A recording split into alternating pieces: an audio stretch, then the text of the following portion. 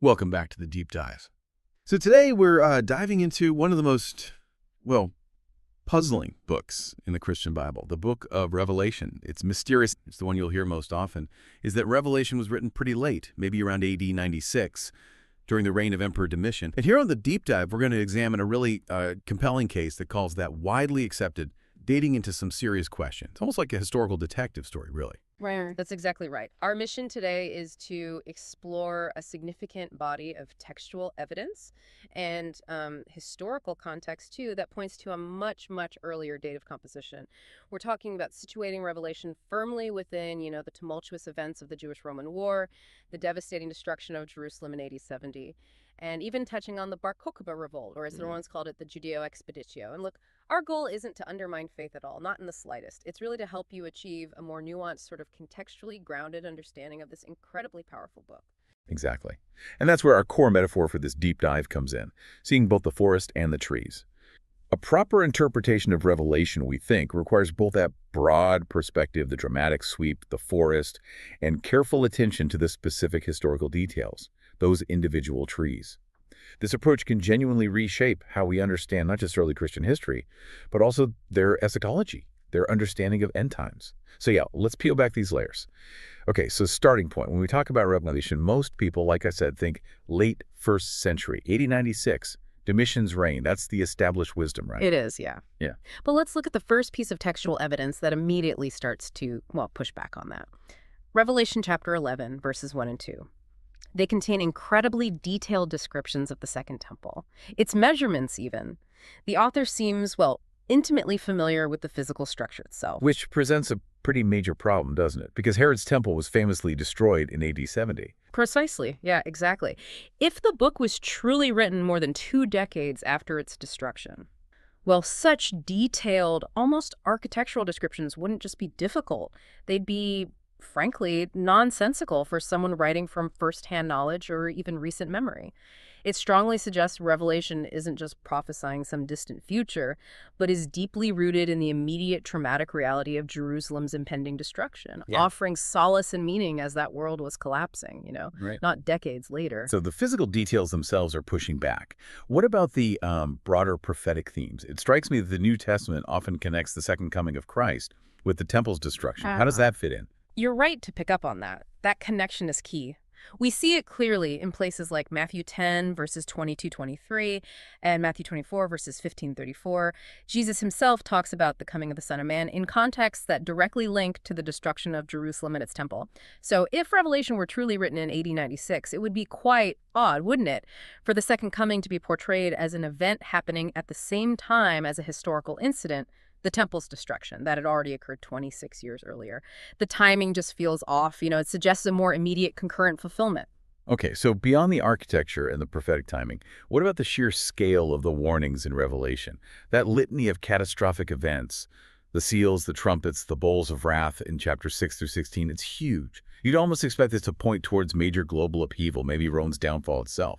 You would, absolutely. But here's where we need to look at the broader historical forest, as you put it. The Roman Empire actually enjoyed a long period of remarkable stability and prosperity under the 5 good emperors: Nerva, Trajan, Hadrian, Antoninus Pius, Marcus Aurelius, from AD 96 right through to 180. So this historical reality, it dramatically contradicts the idea that Revelation is primarily about Rome's imminent collapse, which you would expect if it were written during or just after Domitian. There just wasn't that kind of empire-wide turmoil happening right then. Interesting contrast. And then we have the sealing of the 144,000 from the 12 tribes of Israel. That's in Revelation 7. A really powerful image. It is, and it connects directly to a recurring theme in the Bible: sealing the righteous before judgment. Think of Ezekiel chapter 9, where God marks the faithful before the Babylonians destroy Jerusalem. Now, the sealing in Revelation, it would be far more meaningful, wouldn't it, if it occurred prior to the catastrophe of AD 70, prior to that grim tally of casualties in the hundreds of thousands, rather than being described as some necessary preparation 26 years after the fact. It gives the act of sealing a real immediate purpose, you see. Okay, now for maybe the most famous image. Yeah. The Mark of the Beast. 666, Revelation 13.18. So many theories connect this to Emperor Domitian. What's the deep dive telling us here? Well, what's fascinating is that there's actually Well, there's no clear direct connection to Domitian in the text itself. That link is mostly interpretation. But the Bible does offer a pretty compelling alternative link.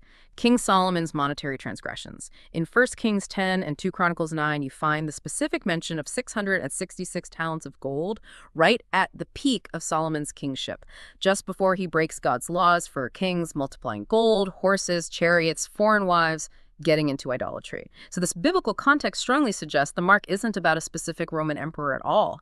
It symbolizes the perversion of kingship through idolatry and economic evil, a corruption of divine authority. That's a very different reading. Wow, yeah, that is a completely different angle. Okay, and speaking of identifying key places, Babylon the Great, Revelation 16 through 19 focus heavily on its judgment and destruction. Most people assume that's Rome, right? That's the common assumption, yes. But a careful reading of the text, it actually reveals this Babylon is guilty of the exact same crimes that Jesus explicitly attributed to Jerusalem. Look at Matthew 23, verses 29 to 39. The parallels are striking. And what's more, the marriage of Christ to his church is announced after Babylon's destruction in Revelation 19. That concept, it's never associated with Rome anywhere in the New Testament. But Jesus' parable of the wedding feast in Matthew 22, it specifically connects this event with the destruction of Jerusalem. So when you put those pieces together, the narrative points much more consistently to Jerusalem as Babylon the Great than it does to Rome. It really sounds like you're saying the book is constantly echoing familiar events and themes from within that Jewish context and other New Testament writings. Yeah. What are some of the most striking parallels between Revelation and, say, the Gospels or epistles, especially about Jerusalem's destruction? Oh, they're numerous, and they're hard to ignore once you see them. They really help us see those trees clearly. For instance, Revelation 6, verses 15 to 17, describes people hiding in caves from God's wrath. That directly echoes Jesus' words in Luke 23, verses 27 to 31, where he warns the women of Jerusalem about the coming desolation, telling people to call on the mountains to fall on them. Or think about Revelation 14:20, the winepress of God's wrath, trodden outside the city, where blood flows up to the horses' bridles. That immediately brings to mind Hebrews 13, verses 12 to 13, which talks about Jesus suffering outside the city gate.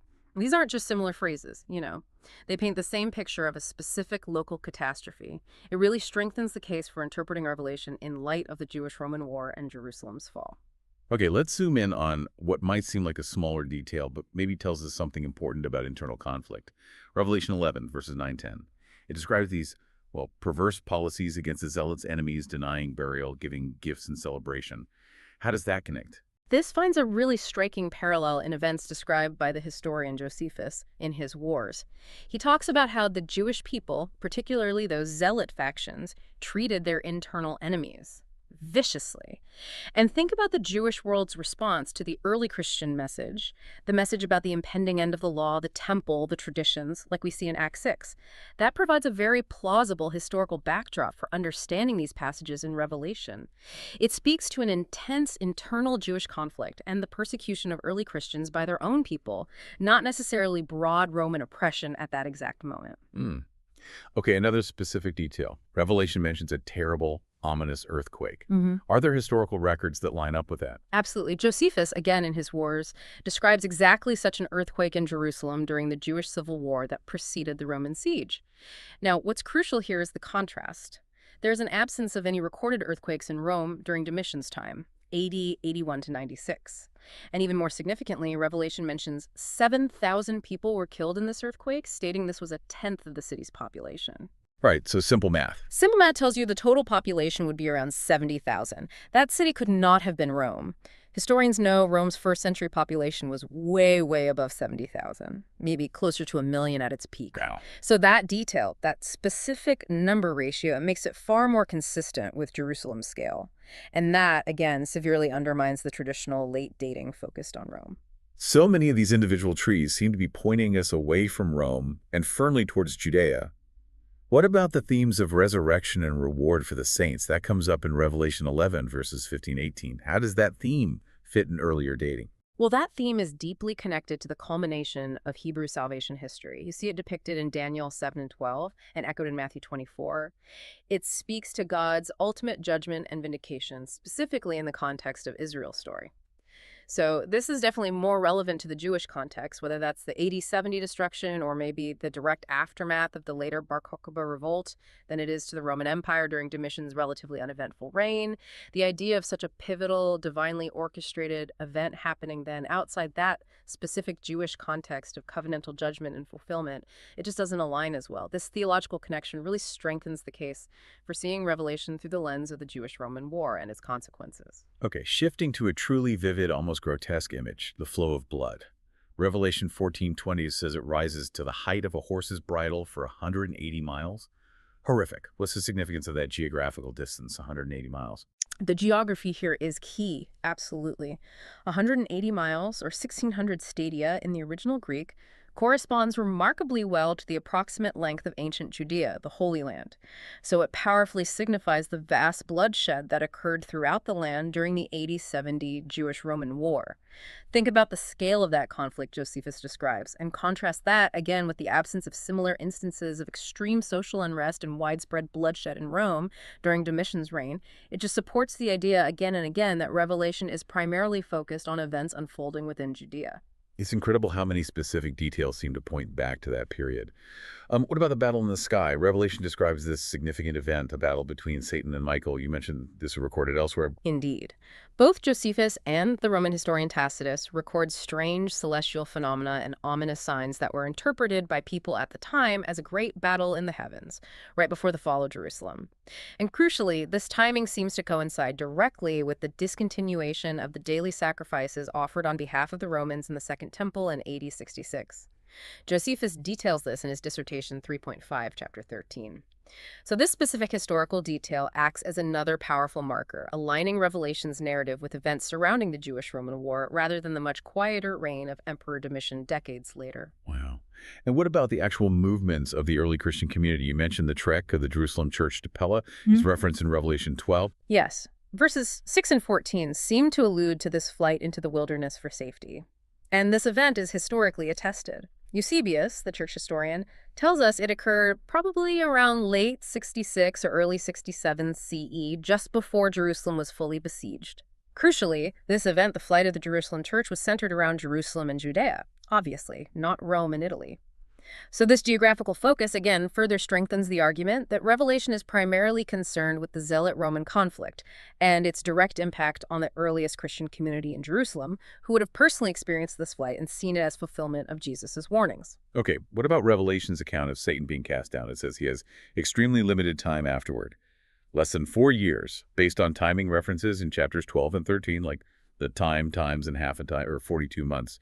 Does that specific time frame correlate with anything historically? It does, remarkably so.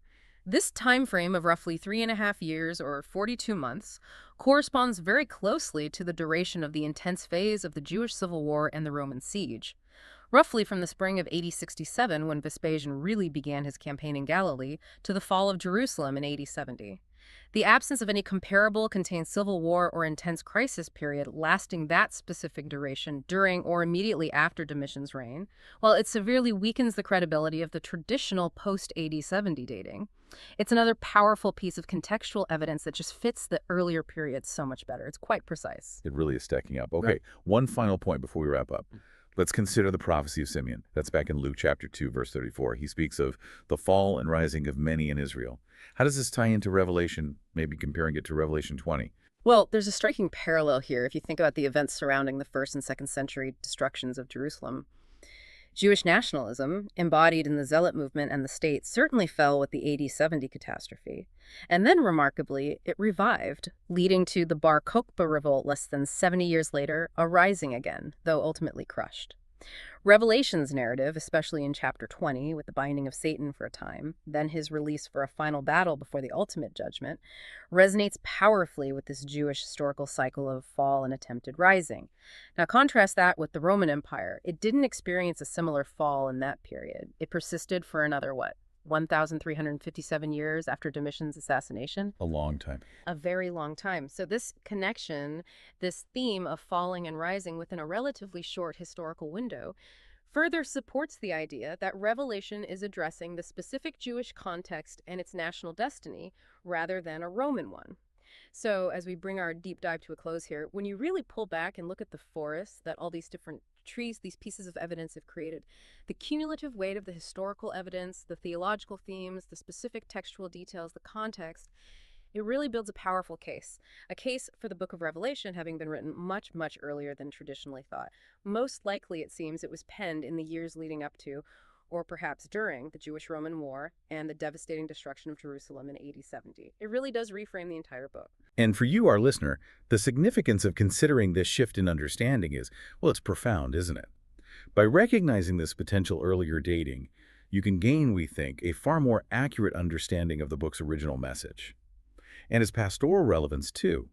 Imagine being part of that early Christian community, grappling with the absolutely earth-shattering implications of the impending fall of Jerusalem, the end of the Temple era.